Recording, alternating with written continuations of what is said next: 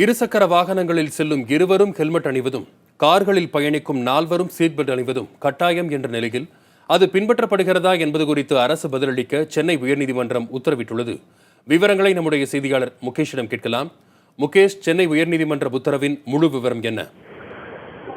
வசந்த், இந்த வழக்கு சென்னையை சேர்ந்த சமூக ஆர்வலர் கே ராஜேந்திரன் என்பவர் தொடர்ந்த வழக்கு. ஏற்கனவே கடந்த 2007ஆம் ஆண்டு தமிழக அரசு பிறப்பித்த அரசாணைப்படி இருசக்கர வாகனங்களில் பயணிக்கும் இருவருமே ஹெல்மெட் அணிய வேண்டும். அதே போல கார்கள் மற்றும் ஸ்போர்ட்ஸ் யூட்டிலிட்டி வெஹிக்கிள் என்று சொல்லக்கூடிய வாகனங்களில் செல்லக்கூடிய அனைவருமே, அதாவது ஐந்து பேர் பயணிக்கக்கூடிய வாகனங்களாக இருந்தாலும் 7 பேர் பயணிக்கக்கூடிய வாகனங்களாக இருந்தாலும் அதில் செல்பவர்களும் சீட் பெல்ட் அணிய வேண்டும் என்பதை கட்டாயமாக்கி தமிழக அரசு உத்தரவு போட்டது. அந்த உத்தரவை முறையாக அமல்படுத்தப்படவில்லை என்று குற்றச்சாட்டுடன் ராஜேந்திரன் வழக்கு தொடர்ந்திருந்தார். கடந்த முறை இந்த வழக்கு விசாரணைக்கு வந்த பொழுது தமிழக அரசு எடுத்து வரும் நடவடிக்கையை விளக்கம் அளிக்க பதில் மனுவாக தாக்கல் செய்ய உத்தரவிட்டார்கள். ஆனால் இன்று அந்த நீதிபதிகள் மணிக்குமார் தலைமையிலான அமர்வில் இந்த வழக்கு விசாரணைக்கு வந்த பொழுது அரசு தரப்பில் ஒரு அறிக்கையாக தாக்கல் செய்யப்பட்டது. அந்த அறிக்கையில் கட்டாய ஹெல்மெட் உத்தரவுக்கு பிறகு 48 லட்சம் ரூபாய் வரை அபராதம் வசூலிக்கப்பட்டிருப்பதாகவும் 2 முறை 3 முறைக்கு மேல் அதே தவறை திரும்ப செய்பவர்கள் இந்த ஓட்டுநர் உரிமம் ரத்து செய்யப்பட்டிருக்கிறது. அதே போல் கார்களில் செல்பவர்கள் சீட் பெல்ட் அணிவதை கட்டாயமாக்கும் வகையில் விழிப்புணர்வு நிகழ்ச்சிகளும் ஏற்படுத்தப்பட்டு வருவதாக தெரிவிக்கப்பட்டது. ஆனால் நீதிபதிகள் இது அரசாணை பிறப்பித்தால் மட்டும் போதாது, அதை எவ்வாறு முழுமையாக அமல்படுத்துகிறீர்கள் என்பதே முக்கியமான விஷயம். எனவே நீங்கள் தெரிவிக்கும் இந்த அறிக்கையை ஒரு பிரமாண பத்திரமாக தாக்கல் செய்யுங்கள் என்று உத்தரவிட்டு வழக்கை நாளை மறுதினம் ஒத்தி வைத்திருக்கிறார். அரசு இந்த 2007ஆம் ஆண்டு முதல் இந்த உத்தரவு எப்படி, அந்த அரசாணை எப்படி செயல்படுத்தப்படுகிறது என்ற முழுமையான விவரங்களுடன் வரும் வியாழக்கிழமை முழுமையாக பதில் மனுவாக தாக்கல் செய்ய வேண்டும்.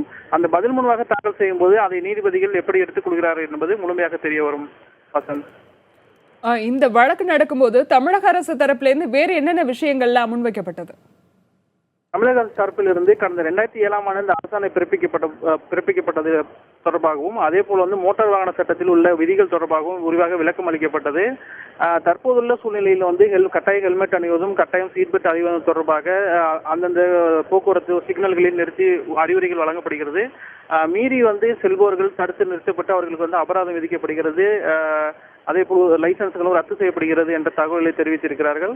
கட்டாய சீட் பெல்ட் தொடர்பாக பல விழிப்புணர்வு நிகழ்ச்சிகள் நடைபெறுகிறது. ஒவ்வொரு சனி மற்றும் ஞாயிற்றுக்கிழமைகளில் வாகன ஓட்டிகளை கவனத்தை ஈர்க்கும் வகையில் விழிப்புணர்வு பதாகைகள் இயங்கி போக்குவரத்து ஊழியர்களும் பிற தன்னார்வலர்களும் சேர்ந்து பயணிக்கின்றனர் என்று ஒரு தகவலை முன்வைத்தார்கள். அதே போல தனி நீதிபதி கிருபாகரன் கடந்த 2013ஆம் ஆண்டு பிறப்பித்த கட்டாய ஹெல்மெட் உத்தரவின் அடிப்படையில் என்ன நடவடிக்கை எடுக்கப்பட்டு வருகிறது என்பதும் அது தொடர்பாக ஹெல்மெட் அணியாத செல்பவர்கள் மீது, அதாவது வாகன ஓட்டிகளை ஹெல்மெட் அணியாமல் சென்றால் அவர்கள் தடுத்து நிறுத்தப்பட்டு அவர்களிடம் அபராதம் வசூலிக்கப்படுகிறது என்றும் தெரிவிக்கப்பட்டது. இந்த அறிக்கையை நீதிபதிகள் ஒரு பகுதியாக ஏற்றுக்கொண்டாலும் அந்த அறிக்கையுடன் சில புகைப்படங்களும் தாக்கல் செய்யப்பட்ட அவதத்தை நீதிபதிகள் ஏற்றுக்கொண்டாலும் இதை முழுமையாக அறிக்கையாக இல்லாமல் ஒரு முழுமையான பதில் மனுவாக தாக்கல் செய்யுங்கள் என்று நீதிபதிகள் அறிவுறுத்தியிருக்கிறார்கள். சரண்யா.